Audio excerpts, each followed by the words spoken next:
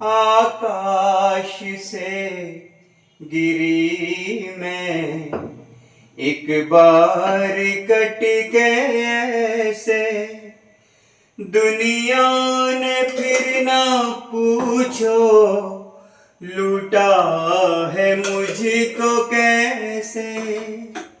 ना किसी का साथ है ना किसी का संग है, मेरी जिंदगी है क्या एक कटी पतंग है, ना कोई उमंग है। गुड मॉर्निंग, सत श्री अकाल, राम राम और आदाब। दोस्तों, आज है 10 अगस्त और 10 अगस्त की सुबह को ये जो गीत मैंने अभी आपके सामने गाया है, इसमें आनंद बख्शी साहब इसके राइटर थे और उन्होंने इस गीत में औरत को एक पतंग के रूप में दिखाया है और एक ऐसी पतंग के रूप में दिखाया है कि जो बहुत कमजोर है, जो समाज से बड़ी बहुत अधिक प्रताड़ित है, डरी हुई है और उसमें आत्मविश्वास नहीं है। लेकिन आज 10 अगस्त को मैं एक ऐसी औरत की बात आपके साथ करने जा रहा हूं जो औरत वुमेन एम्पावरमेंट का एक सिंबल कही जा सकती है और मैं मानता हूं कि वो महिला सशक्तिकरण की एक बहुत बड़ी उदाहरण है। जी हाँ, मैं बात कर रहा हूं एक ऐसी औरत की जिसका जीवन 37 वर्ष का था और इन 37 वर्ष में से 27 साल वो एक ऐसी पतंग रही है जिसको नोचा गया, खसोटा गया, फाड़ दिया गया, जोड़ दिया गया और इतना सब कुछ होने के बावजूद भी वो पतंग एक समय ऐसा आता है जब वो आकाश की बुलंदियों को छू लेती है। जी हाँ, आज मैं बात कर रहा हूं एक ऐसी औरत की जो अपने परिवार से भी प्रताड़ित है, समाज से भी प्रताड़ित है और उसको इस तरह से नोचा खिसोटा जाता है कि वो औरत जो है वो एक औरत नहीं रहती बल्कि साक्षात एक दुर्गा का विकराल रूप बन जाती है। मैं बात कर रहा हूं फूलन देवी की। जी हाँ, फूलन देवी आज ही के दिन उनका जन्म हुआ था उत्तर प्रदेश के एक छोटे से गांव में। छोटी जाति की थी, मल्लाह थी ये। और फूलन देवी जो है ये इनका बाल विवाह हो जाता है। 10 वर्ष की उम्र में एक बच्ची की शादी एक 40 साल के बूढ़े से हो जाती है, एक परिपक्व व्यक्ति से हो जाती है। अब वो भी इसके साथ दरिंदगी का व्यवहार करता है। लड़की घर वापस आ जाती है, घर वापस आकर भी उसको फिर अच्छी तरह से जो है पीटा जाता है, मारा जाता है, अत्याचार किया जाता है, जुल्म सितम की इंतहा हो जाती है और ये सभी बातें कहीं ना कहीं उस लड़की को जो है वो विद्रोही बनाती चली जाती हैं। अब इंतहा तो तब हो जाती है कि जब ये लड़की जो है ये चंबल के बीहड़ों में पहुंच जाती है। वो चंबल के बीहड़ जहां सिर्फ और सिर्फ जो है वो पुरुष डाकुओं का साम्राज्य रहा है, वो बीहड़ जो है। लेकिन जब फूलन उन बीहड़ों में गई तो ऐसा लगा कि जैसे साक्षात एक काली का रूप जो है वो उजागर हुआ और उसने हाथ में बंदूक उठा ली। किसके खिलाफ? समाज के खिलाफ। अब 1981 का एक साल आता है जिसके बारे में मैं आपसे जिक्र करने जा रहा हूं। दोस्तों, एक होता है बलात्कार, एक होता है सामूहिक बलात्कार और एक होता है मान्यता प्राप्त बलात्कार।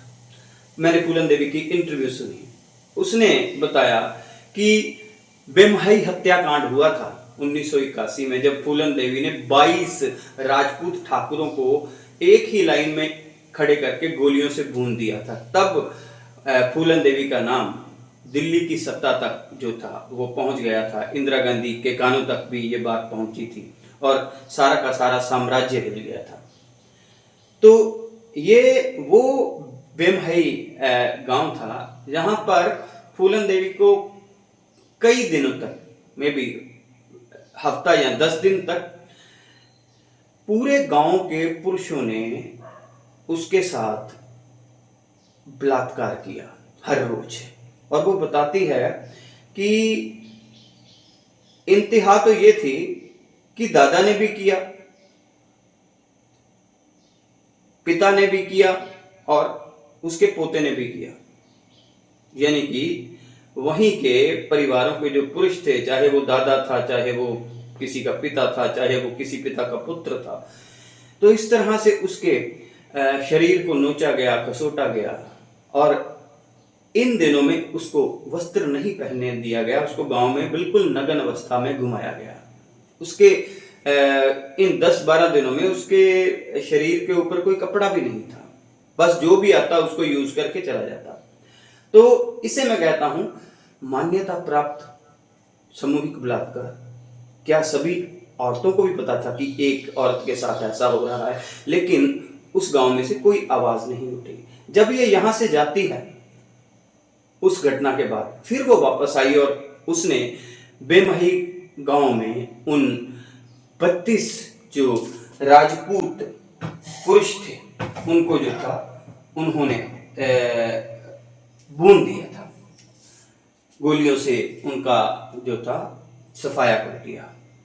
वही कुआं जहाँ पे उसको पानी पीने के लिए बिल्कुल घड़ा देके या कुछ देके, बर्तन देके, बिल्कुल एकदम कपड़ों निर्वस्त्र वहाँ पे, ये शेखर कपूर जी की फिल्म भी बड़ी चर्चित हुई है वर्ल्ड लेवल पे, जिसका नाम था बैंडिट क्वीन। उसमें ये सीमा विश्वास ने रोल किया था। ये दिखाया गया है पूरा का पूरा, ये उसके साथ हुआ था।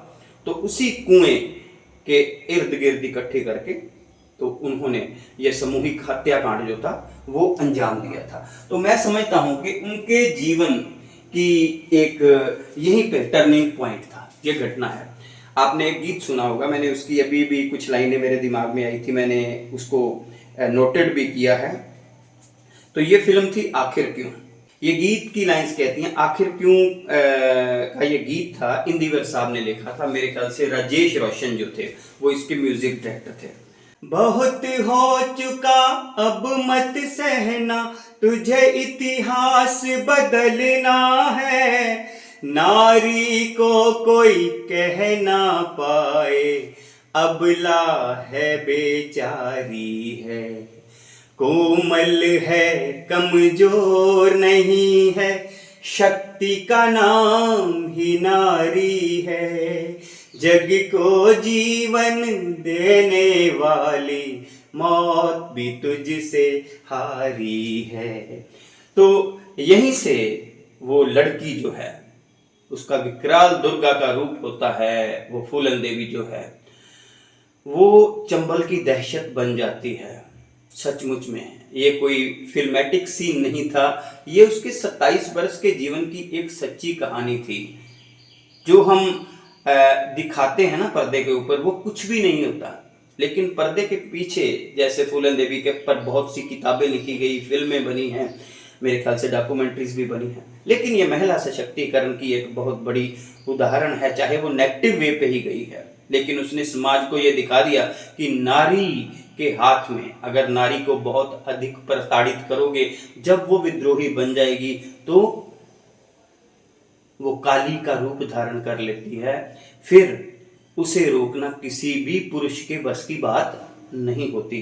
तो 1983 में मध्य प्रदेश की सरकार के सामने ये आत्मसमर्पण करती है फूलन देवी। अर्जुन सिंह उस समय शायद मुख्यमंत्री थे, समर्पण करती है, 11 साल जेल में रहती है। 1994 में फूलन देवी जो है वो उसको रिहा कर दिया जाता है, और उसके बाद फूलन देवी जो है वो समाजवाद पार्टी की तरफ से सांसद के रूप में मिर्जापुर जो था वो इसकी असेंबली सीट थी, इसका लोकसभा हल्का था, वहाँ से फूलन देवी चुनी जाती है।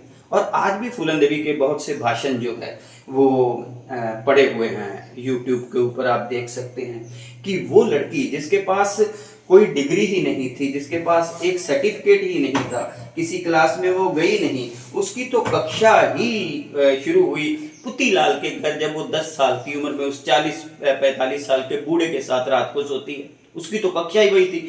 तो इतने जुल्मों सितम सहते हुए उसने अपने जीवन में समाज के जो जुल्मों सितम हैं उसकी पीएचडी कर ली थी फूलन देवी ने। तो उसके बाद सन आई थिंक 2001 में फूलन देवी की हत्या कर दी जाती है।